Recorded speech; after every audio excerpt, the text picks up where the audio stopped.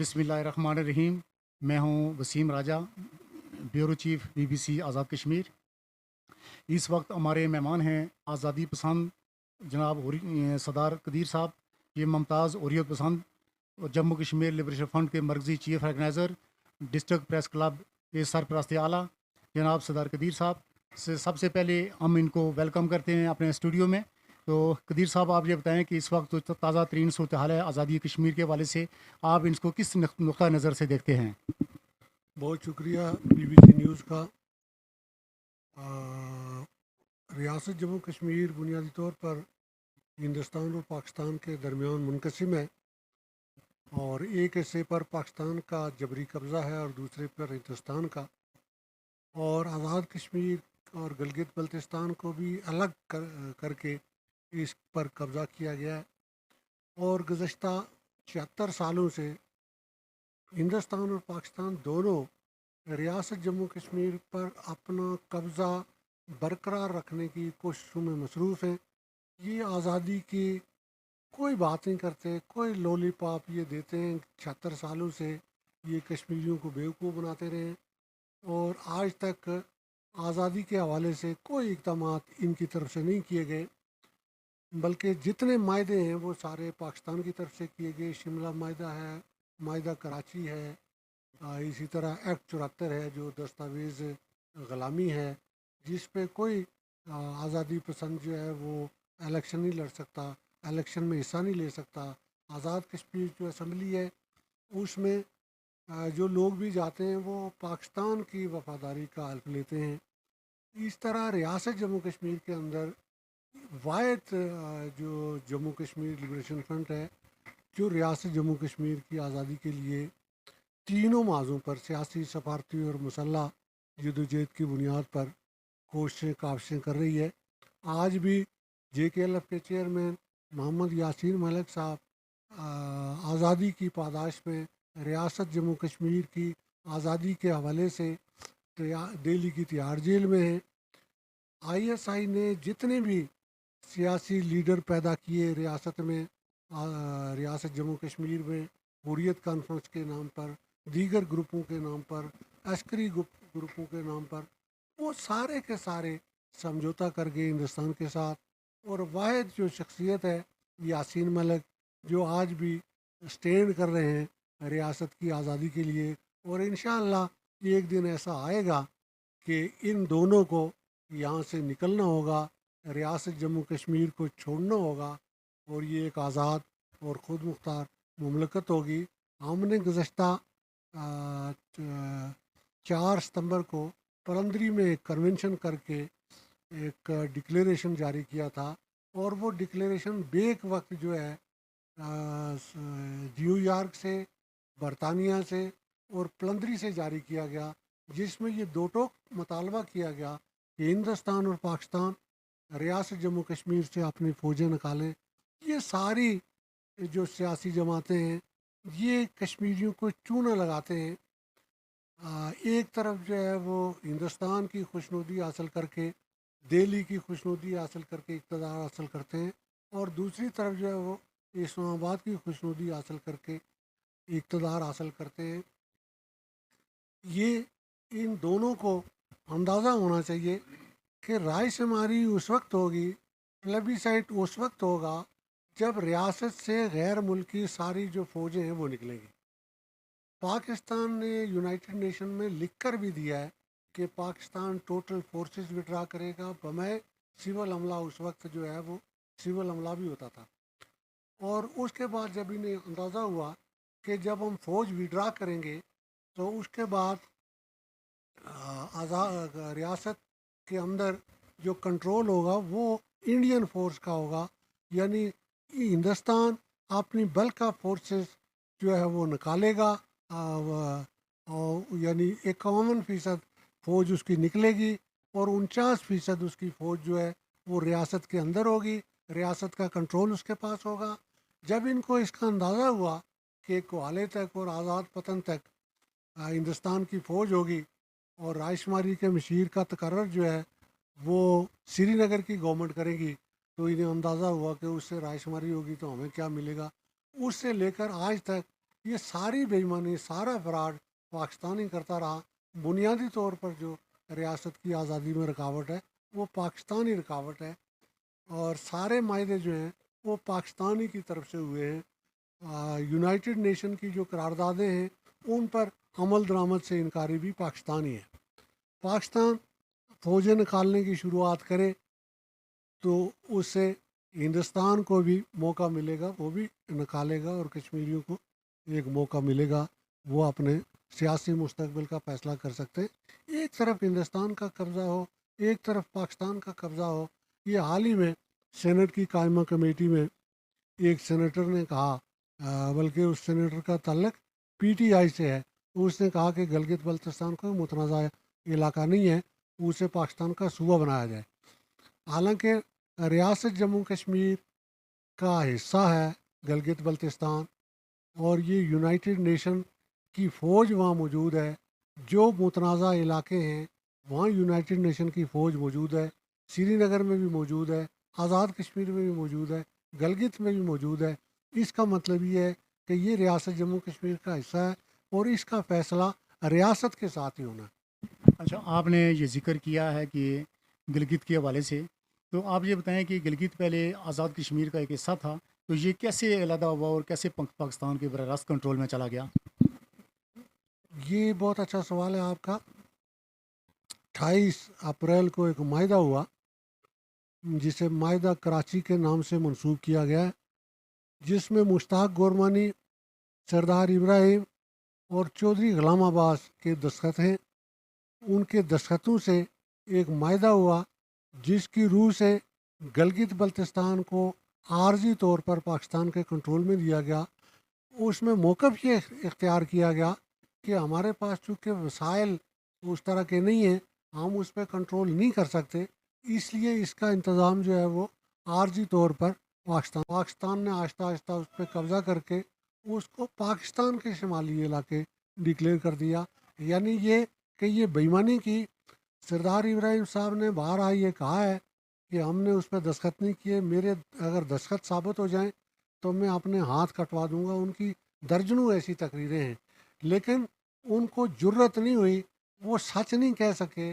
انہوں نے یہ نہیں کہا کہ ہمارے ساتھ پاکستانیوں نے بے ایمانی کی، انہوں نے ہمارے ساتھ فراڈ کیا، اور میرے دستخط نہیں بلکہ میرے طرف سے جعلی دستخط کر کے انہوں نے گلگت پہ قبضہ کر لیا. ٹھیک ہے، یہ جو گلگت کا صوبہ پاکستان کا یہ حصہ بنا ہے، تو اس میں انڈیا کا موقف زیادہ مضبوط نہیں ہوا اس سلسلے میں؟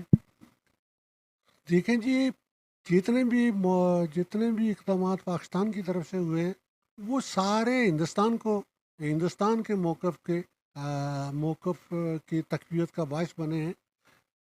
پاکستان نے گلگت بلتستان میں اسٹیٹ سبجیکٹ رول کو ختم کیا، اس سے ہندوستان کو موقع ملا.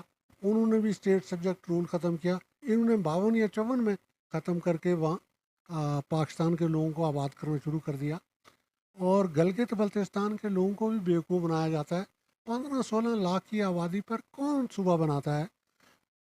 پنجاب اتنا بڑا ملک ہے، اس میں کتنی صوبے کی کتنی تحریکیں چلی. بابا حیدر خان جو ہزارہ صوبے کی جدوجہد کر رہا تھا، وہ بیچارہ مر گیا جدوجہد کرتے کرتے. اسی طرح سرائکی صوبے کی جدوجہد کرتے کرتے بہت سارے لوگ دنیا سے چلے گئے. گلگت بلتستان 15-16 لاکھ آبادی ہے، اس کو کون صوبہ بنائے گا؟ یہ ان کو بھی بیوقوف بناتے ہیں اور کشمیریوں کو بھی بیوقوف بناتے ہیں، پاکستان کے اپنے عوام کو بھی بیوقوف بناتے ہیں. صوبہ کوئی نہیں بنا سکتا، نہ ہی بن سکتا ہے. اس کو ریاست جموں کشمیر کا وہ حصہ ہے، اسے آزاد کشمیر کے ساتھ شامل کر کے باوقار اور ایک آزاد حکومت جس طرح سے آزاد کشمیر میں موجود ہے، لولی لنگڑی صحیح، اس میں بھی بھرتی پاکستان سے ہی ہوتے ہیں، لیکن یہ ہے کہ پوری دنیا کو دکھانے کے لیے ایک ہمارے پاس سمپل موجود ہے، ایک گورنمنٹ موجود ہے، اس کا صدر ہوتا ہے، وزیر اعظم ہوتا ہے، سپریم کورٹ ہے، ہائی کورٹ ہے، وغیرہ وغیرہ. ایک ریاستی ڈھانچہ موجود ہے. اسی طرح سے گلگت کے لوگوں کو بھی اس ریاست میں شامل کر کے وہاں کا صدر رکھا جائے، یا ان کو الگ سے اسی طرح کا سٹیٹس دیا جائے. اس کے علاوہ اور کوئی حال نہیں ہے جب تک اس کا سیاسی مستقبل کا فیصلہ ہوتا. اس وقت تک ان کو گڈ گورننس مہیا کرنا پاکستان کی اور ہندوستان کی ذمہ داری ہے. ٹھیک ہے. اب موجودہ اسمبلی جو ہے آزاد کشمیر کی یا گلگت کی جو اسمبلی کے لوگ ہیں، کیا آپ سمجھتے ہیں کہ ان میں بھی کوئی آزادی کا جذبہ موجود ہے؟ یہ بھی آزادی کی تحریک چلا رہے ہیں جس طرح آزاد کشمیر کے صدر ہیں برسل سلطان محمود چودھری صاحب بیرون ممالک میں بھی کشمیر کا بہت ذکر کر چکے ہیں. اس کے بعد فاروق حیدر صاحب وہ بھی کشمیر کی آزادی کی بات کر رہے ہیں. تو کیا سمجھتے ہیں کہ یہ ان کے سیاسی بیانات ہی ہیں یا وہ عملی طور پر ان کا کچھ کام نظر آ رہا ہے آپ کو؟ یہ سب نوسرباز ہیں، فراڈی ہیں، یہ پاکستان کے منشی ہیں. یہ کہیں بھی اپنی بات نہیں کرتے، بلکہ جہاں کہیں بھی جاتے ہیں وہ پاکستان کے موقف کو دہراتے ہیں. اس کے لیے پچھلے عرصے میں امریکہ میں ایک وفد گیا، اسٹیٹ ڈپارٹمنٹ میں گیا. وہ انہی کی جماعتوں پر مشتمل لوگ تھے. تو انہوں نے جا کے ان کو اپنی بات کرنی شروع کی. انہوں نے تو اسٹیٹ ڈپارٹمنٹ نے دو ٹوک ان کو جواب دیا کہ یہ تو پاکستان کا سفیر ہمیں روز بتاتا رہتا ہے، آپ کوئی اپنی بات کر سکتے ہیں تو ٹھیک ہے کریں. یہ سارے پاکستان کے موقف کی تائید کرتے ہیں. یہ آزاد کشمیر کی اسمبلی کے جتنے لوگ ہیں یہ پاکستان کی وفاداری کا حلف اٹھاتے ہیں. یہ ان کا کشمیر کے ساتھ کوئی تعلق نہیں ہے، یہ سب فراڈی ہے. جی، تو آپ یہ دیکھیں کہ ایک جمہوری پروسیس ہی ہے جس کے ذریعے آپ اسمبلی میں جا سکتے ہیں. تو اگر پارٹی کے نام پہ کوئی پابندی ہے تو آپ آزاد بھی الیکشن لڑ سکتے ہیں اور اسمبلی میں جا کر اپنا موقع بھی دہرا سکتے ہیں. تو اس حوالے سے بھی آپ نے کچھ اقدامات کیے ہیں پبلک میں؟ یہ سارا جعلی کام ہے، یہ اس میں کوئی حقیقت نہیں ہے. یہ جمہوریت کا کے نام پر دھبا ہے. آزاد کشمیر میں ایک سال پہلے طے کر لیا جاتا ہے کہ فلاں اسمبلی میں جائے گا، فلاں نہیں جائے گا. 12 مہاجرین کی سیٹیں، کوئی جہاں کوئی مہاجر نہیں ہے، وہ سارے پاکستانی ہیں، سارے نوسرباز ہیں، سارے فراڈی ہیں. وہاں سے وہ 12 سیٹیں جو ہے وہ یہاں مسلط کر دیتے ہیں. اور وہی لوگ جو ہیں وہ اس حکومت کے بنانے اور بگاڑنے میں بنیادی کردار ادا کرتے ہیں. پاکستان میں جو بھی گورنمنٹ بنتی ہے، جس بھی پارٹی کی گورنمنٹ بنتی ہے، وہ اپنے نوسرباز، اپنی پارٹی کے نوسربازوں کو یہاں مسلط کر دیتے ہیں. وہ یہاں سے لوٹ مار کرتے ہیں، ان کی بھی پرورش کرتے ہیں اور اپنا بھی مال جمع کرتے ہیں اپنے لیے. آپ کی باتوں سے سردار صاحب یہ لگتا ہے کہ اس وقت پاکستان اور ہندوستان دونوں اور ان کی دونوں آگے جو مسلط کردہ حکومتیں ہیں، آزاد کشمیر ہے، اس کے بعد سری نگر کی حکومت ہے، لگتا ہے کہ کوئی بھی جو گروہ ہے یہ آزادی کی طرف نہیں جا رہا ہے. تو اس کا مطلب ہے کہ یہ ایک مایوسی کا آپ کی طرف سے پیغام مل رہا ہے. نہیں، مایوسی نہیں ہے. دیکھیں، بات یہ ہے کہ فلسطین کی اب جو تحریک ہے وہ اب تو خیر قربانیاں دے رہے. 9 مہینے سے آپ نے دیکھا کہ ایک محدود سی علاقہ ہے، اس میں جنگ جاری ہے. اور فلسطین کی پشت پر پوری دنیا موجود ہے. ان کے سلامتی کونسل میں 35 ممبر ہیں سلامتی کونسل کے، اس میں سے 32 کی ان کو حمایت حاصل ہے. جنرل اسمبلی میں ان کو اکثریت کی حمایت حاصل ہے. پوری دنیا میں ان کے سفارت خانے ہیں، ان کی گورنمنٹ موجود ہے. ان کو ایک علاقہ ان کے پاس ہے جس میں گورنمنٹ ہے. ریاست جموں کشمیر میں 1 انچ ایسا علاقہ نہیں ہے جس میں کشمیریوں کا کوئی کنٹرول ہو. ایک طرف پاکستان کا جبری کنٹرول ہے اور دوسری طرف ہندوستان کا جبری قسم کا کنٹرول ہے. اس کے باوجود ریاست جموں کشمیر کی جو آزادی کی تحریک ہے وہ دنیا بھر میں نمبر 1 پر ہے. اس لیے کہ ریاست کے لوگوں نے اس وقت تک، بے شک ان کے ساتھ بے ایمانی ہندوستان اور پاکستان نے کی، آزاد کشمیر کے جو لوگ ہیں وہ بھی اس طرح سے تحریک کو سمجھتے نہیں ہیں. لیکن اس کے باوجود جو ہے وہ ریاست کی جو تحریک ہے وہ پوری دنیا میں نمبر 1 پر ہے. اور آج بھی جموں کشمیر لبریشن فرنٹ جو ہے وہ ریاست جموں کشمیر کے سارے اکائیوں میں موجود ہے اور پوری دنیا میں موجود ہے، جس کی وجہ سے ہندوستان اور پاکستان کوئی بھی ایسا اقدام کرنے سے گریزاں. آپ بالکل، آپ کی خیالات بالکل میں سمجھ رہا ہوں کہ بہت درست سمت میں ہیں. لیکن آپ یہ بتائیں کہ آپ ایک بڑی بات کر رہے ہیں، قوموں کی آزادی کی بات کر رہے ہیں، تو ان کفتوں سے آزادی لینے کی بات کر رہے ہیں. تو آپ کی بھی جماعتیں جو ہیں یہ تقریباً درجنوں حصوں میں تقسیم ہو چکی ہیں. تو کیا یہ پبلک کے لیے کوئی اچھا پیغام ہے، یا اس میں کیا سمجھتے ہیں کہ مایوسی ہے، یا کیا صورتحال آپ اس کا رزلٹ نکال رہے ہیں؟ دیکھیں یہ کوئی ایسی بات اس لیے نہیں ہے کہ ایک محلے میں دیکھ لیں 8-10 مسجدیں ہیں، ایک شیعوں کی ہے، ایک دیوبندیوں کی ہے، ایک بریلویوں کی ہے، ایک اہل حدیث ہے، حدیث کی ہے۔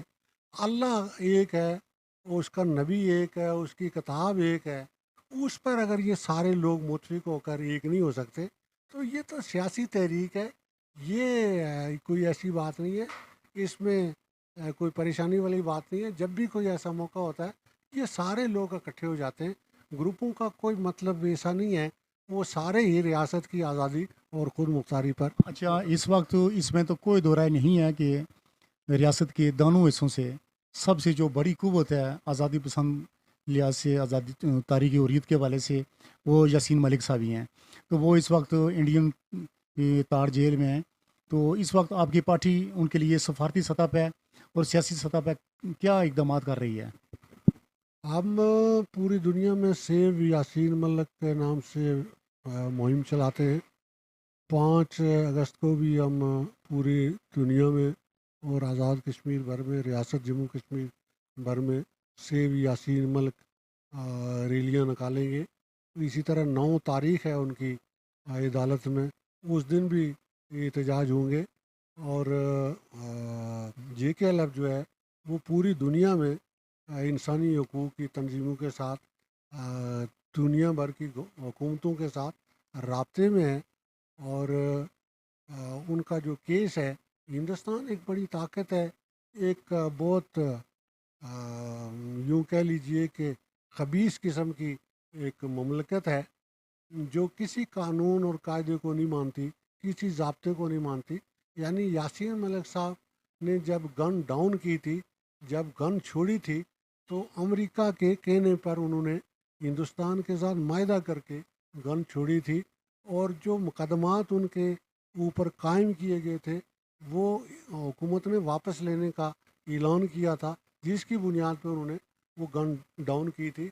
لیکن جو ہی ہندوستان نے ان نے یہ 5 اگست کا واقعہ کیا، اس کے بعد اس نے سارا کچھ بدل دیا، وہ سارے جو کیس تھے ان کے وہ اوپن کر دیے، یعنی بے ایمانی میں انتہا کر دی اس نے۔ تو وہ اتنا بے ایمان اور گھٹیا قسم کا اور بنیاد پرست قسم کا ملک ہے کہ جو کسی اصول اور قاعدے کا پابند نہیں ہے۔ اس کے باوجود جو ہے ہم مطمئن ہیں کہ یاسین ملک صاحب جو ہیں وہ سرخرو ہوں گے، وہ انشاءاللہ انہی کی عدالتیں ان کو بری کریں گی۔ آپ ایک علاقائی سوال ہے آپ کے والے آپ سے کر رہا ہوں۔ آپ یہ بتائیں کہ یہ جو گزشتہ مہینوں میں ایک تحریک چلی ہے عوامی جوائنٹ ایکشن کمیٹی کے حوالے سے، تو وہ بہت خوبصورت اور یوں سمجھ کہ خوفناک لہر تھی۔ تو اس میں آزاد کشمیر کے جو حکومت تھی، تو ان کے جو لیڈران جیتے ہوئے تھے یا جو ہارے ہوئے تھے، وہ تمام یہاں کو نظر نہیں آیا۔ تو کیا سمجھتے ہیں کہ اس تحریک کو اور تحریک اٹھی تو یہ دفاع کر لیں گے اپنے ان لوگوں کا جن کے لیے کام کر رہے ہیں؟ یہ تو بری طرح ناکام ہو گئے، بری طرح ننگے ہو گئے۔ ان کو پہلی دفعہ اندازہ ہوا کہ یہ جو فراڈ کرتے رہے، نوسر بازی کرتے رہے، انہوں نے آزاد کشمیر میں بسنے والے لوگوں کے حقوق کا کبھی تحفظ نہیں کیا، یہ پاکستان کے مفادات اور ذاتی مفادات کا تحفظ کرتے رہے، جس کی وجہ سے ریاست کے اندر پیدا ہونے والی بجلی جو ہے وہ لوگوں کو قیمت لاگت پر دستیاب نہیں ہے۔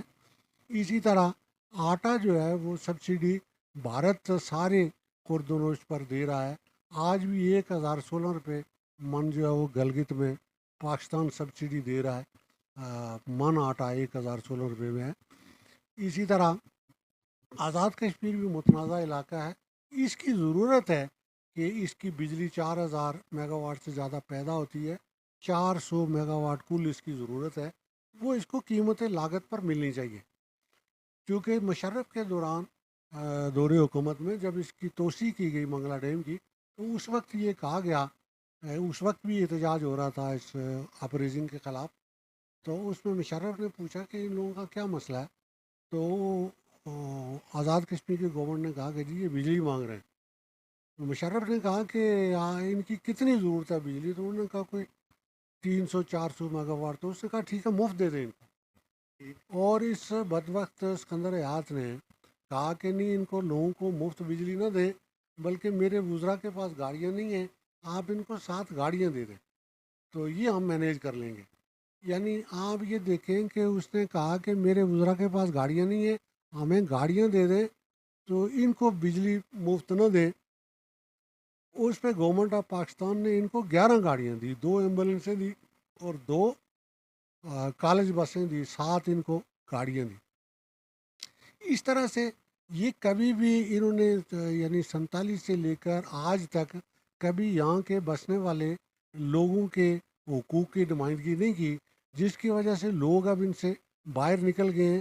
یہ سارے لوگ خلاف تھے اس تحریک میں، آزاد کشمیر کی گورنمنٹ، آزاد کشمیر کی بیوروکریسی، آزاد کشمیر کی ساری جماعتیں اس تحریک کے خلاف تھی، اس کے خلاف سازشوں میں ملوث تھی، پاکستان کی ایجنسیاں اس کے خلاف ملوث تھی اور یہ نہیں کرنا چاہتے تھے، لیکن لوگ نکلے، لوگوں نے جرأت کا مظاہرہ کیا، عوام سارے کیل سے بمبر تک نکلے، تو اس وقت جا کر یہ مجبور ہوئے۔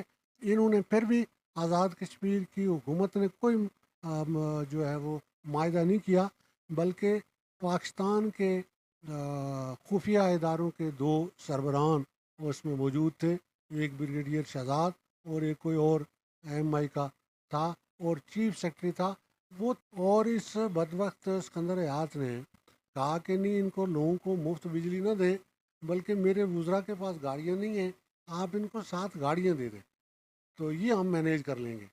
یعنی آپ یہ دیکھیں کہ اس نے کہا کہ میرے وزراء کے پاس گاڑیاں نہیں ہیں، ہمیں گاڑیاں دے دیں تو ان کو بجلی مفت نہ دیں۔ اس پہ گورنمنٹ آف پاکستان نے ان کو 11 گاڑیاں دی، 2 ایمبولینسیں دی اور 2 کالج بسیں دی، 7 ان کو گاڑیاں دی۔ اس طرح سے یہ کبھی بھی انہوں نے یعنی 47 سے لے کر آج تک کبھی یہاں کے بسنے والے لوگوں کے حقوق کی نمائندگی نہیں کی، جس کی وجہ سے لوگ اب ان سے باہر نکل گئے ہیں۔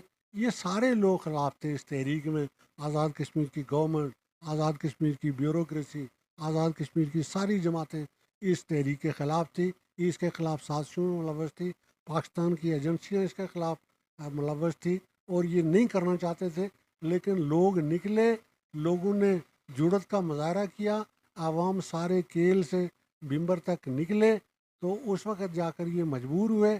انہوں نے پھر بھی آزاد کشمیر کی حکومت نے کوئی جو ہے وہ معاہدہ نہیں کیا، بلکہ پاکستان کے خفیہ اداروں کے 2 سربراہان اس میں موجود تھے، ایک بریگیڈیئر شہزاد اور ایک کوئی اور ایم آئی کا تھا اور چیف سیکرٹری تھا۔ وہ تینوں پاکستان کے تھے، ان کا ریاست سے کوئی تعلق نہیں تھا۔ اور پھر یہ کہ ہمارا جو مطالبہ تھا وہ یہ تھا کہ قیمت لاگت پر آزاد کشمیر سے منگلہ سے پیدا ہونے والی بجلی جو ہے وہ ہمیں مہیا کی جائے، اور ان لوگوں کی یہ جو بدماش ہیں، چور ہیں، ڈاکو ہیں، پاکستان کی نمائندگی کرنے والے ہیں، ان کی مراد کم کی جائیں، ان کی پینشنیں کم کی جائیں، یہ ججیز کی جو ان کی قیمتی گاڑیاں ہیں، یہ غلام ریاست ہے، اس کی آزادی کی جدوجہد جاری ہے، انہوں نے اس کو عیاشی کا اڈا بنایا ہوا ہے، یہ عیاشی کم کریں اور ان لوگوں کو آٹا دیں۔ یہ دو بنیادی طور پر مطالبے تھے اور اس پر ساری آزاد کشمیر کی جو جماعتیں تھیں وہ اس کے خلاف تھی، لیکن لوگوں نے اطاعت کا مظاہرہ کیا۔ اس میں ٹرانسپورٹر تھے، اس میں طلباء تھے، اس میں وکلا تھے، اس میں تاجر تھے، اس میں آزاد کشمیر کی سول سوسائٹی تھی، اور ہر آدمی نکلا جس نے ان سے بغاوت کا اعلان کیا۔ اور اب اگر یہ اس پہ عمل نہیں کریں گے، پوری طرح عمل درآمد نہیں کریں گے، تو لوگ ان کو اب ماریں گے بھی۔ ہم نے پہلے بھی کہا تھا کہ 11 مئی کو لوگ نکلیں گے اور ان کو دریا برد کریں گے، یہ وہاں سے بھاگ گئے تھے، وگرنہ ان کو وہاں سے دریا برد اچھا یہ بتائیں کہ یہ جو مجاہدہ تحریک اٹھی ہے، اس کے پیچھے کون سی قوتیں تھیں، کون سے لوگ تھے جنہوں نے اس کی بنیاد رکھی ہے؟ کوئی قوتیں نہیں تھی تو کوئی لوگ نہیں تھے، کوئی آٹا جو ہے وہ 10 دن سے انہوں نے سٹاک کرنا شروع یہ کیا، ان کا آغاز کس جگہ سے ہوا؟ پرانے قیمت پہ انہوں نے آٹا سٹاک کیا، اس پہ 50-55 کروڑ روپیہ یہ کھا گئے، تو انہوں نے نئی قیمت پہ وہ آٹا دینا شروع کیا۔ ہم چلے گئے وہاں ڈیپو پہ، تو ہم نے کہا، بلکہ ڈیپو پہ ان کے اپنے جو ڈیلر تھے ان کے اور महकमा खुराक के दरमियान झगड़ा था। वो ये कह रहे थे कि हमें पुरानी कीमत पे आपने स्टॉक किए हुए तो हमें वो पुरानी कीमत पे दें, तो जब नया आटा आएगा, नया स्टॉक आएगा तो हमें देना नई कीमत पे। तो उस पे इस धरने का आगाज़ हुआ और ये डिपो के बाहर हमने उस दिन धरने का आगाज़ किया 9 मई को। इसका और मतलब है कि यहाँ रावलाकोट से ही इसका आगाज़ हुआ है। रावलाकोट से ही 9 मई को इसका आगाज़ हुआ और इब्तदा में हम चंद लोग थे, बल्कि यानी 4 महीने तक ज़्यादा अरसा में तनाई बैठता रहा। शाम के टाइम कुछ लोग जमा हो जाते थे, गपशप हो जाती थी, लेकिन दिन को मैं अक्सर यहाँ तना बैठता था। और ये सारा शहर इस बात का गवाह है कि हम मुसलसल 4 माह तक यहाँ तना बैठते रहे। और उसके बाद फिर लोगों में एक एहसास पैदा हुआ कि ये कोई लोग जो हैं वो बैठे हैं हमारे मफाद के लिए। तो उससे फिर वो लोग जुड़ते गए और ऐसे जुड़े कि आज तो सारे हीरो हो गए। हम ये कहते थे 40-45 साल पहले कि डैम हमारे, कब्ज़ा तुम्हारा, बिजली हमारी, कब्ज़ा तुम्हारा। अब गाँव में जाओ तो छोटे छोटे बच्चे नारे लगाते हैं कि बिजली हमारी, कब्ज़ा तुम्हारा, डैम हमारे, कब्ज़ा तुम्हारा। तो इंशाअल्लाह ये अब बेईमानी नहीं कर सकेंगे। अब लोग निकलेंगे और एक दिन ऐसा आएगा कि ये जो सीज फायर लाइन है इसको भी रून डालेंगे इंशाअल्लाह। अच्छा मोहतरम, अगर इंडिया ने यासीन मलिक साहब को रिहा ना किया तो आप क्या गन भी उठा सकते हैं इस हवाले से? देखें, बुनियादी तौर पर रियासत जम्मू कश्मीर में गन जो है वो मकबूल भट्ट ने उठाई और उसे मकबूल भट्ट की शहादत के बाद जम्मू कश्मीर लिबरेशन फ्रंट ने उनकी जदोजहद को, मकबूल भट्ट की जदोजहद को ऑन किया और उसी बुनियाद पे फिर हमने गन उठाई। आलमी ताकतों के कहने पर 9/11 के बाद आलमी ताकतों के कहने पर हमने गन डाउन करने की कोशिश की थी, लेकिन भूले नहीं। हमें पता है, हमारे पास लोग भी ट्रेंड मौजूद हैं और जब भी कहीं मुनासिब मौका आएगा इंशाअल्लाह हम भूले नहीं और हम उसको दोबारा शुरू कर सकते हैं। जनाब सरदार कदीर साहब, आपका बहुत बहुत शुक्रिया कि आपने हमें इंतहाई कीमती टाइम दिया और आपकी सेहत भी इस लेवल की नहीं है, तो आपने जो टाइम दिया इस पर आपका इंतहाई शुक्रगुजार हैं हम। तो आप अब लास्ट में अपनी कौम से कुछ कहना चाहें तो अपने अल्फाज में कह सकते हैं। हमारी कौम बड़ी सादी है, जो भी इनको सब्ज़ बाग दिखाता है उसके पीछे हो जाते हैं। सारे अपने अकल से काम लें, इताअत और इत्तेफाक का मुज़ाहरा करें। जिस तरह उन्होंने आटे और बिजली के लिए निकल कर एक मिसाल कायम की, पूरी दुनिया के लिए एक मिसाल बने, इत्तेहाद और यकजहती का बायस बने। इसी तरह वो इत्तेहाद और यकजहती का मुज़ाहरा करते हुए एक दफ़ा निकलें और ये सीज़ फायर लाइन जो है इसको मिटा कर दम लें। हो चुकी। तो मोहतरम, मैं इस वक्त आपसे इजाज़त चाहता हूँ। तो मेरे साथ BBC के चीफ़ रिपोर्टर जनाब राशिद खान साहब भी मौजूद हैं, उनकी सरपरस्ती में ये इंटरव्यू हमने किया है। तो आप अपने दुआओं में याद रखें। अल्लाह हाफिज़।